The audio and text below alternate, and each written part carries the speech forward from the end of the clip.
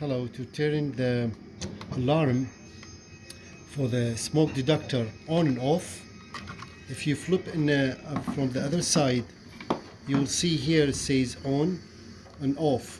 You have to access the little thing here, and it's located just here. If you flip it from the other side, now it's on, and to turn it off you have to push this one back. It's off now. So when this is the main battery, this is the capacitor, which is the storage, the voltage.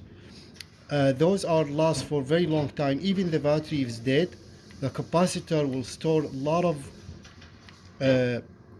voltage, and that's why when the battery is dead, it start annoying, beeping every few seconds or so, or every few minutes.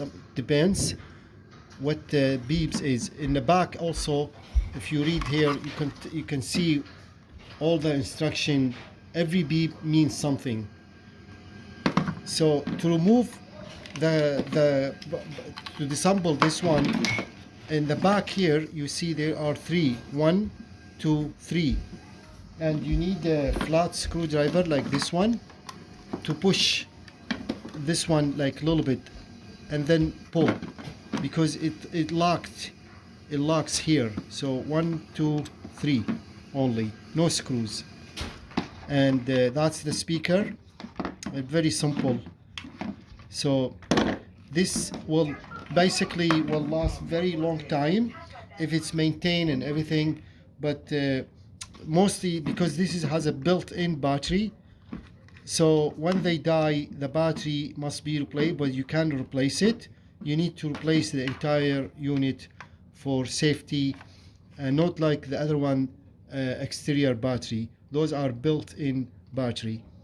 So this is how you turn on and off this one. Now on and off. So after the battery is dead, and then start signaling like beep, very annoying. This you need to replace this one.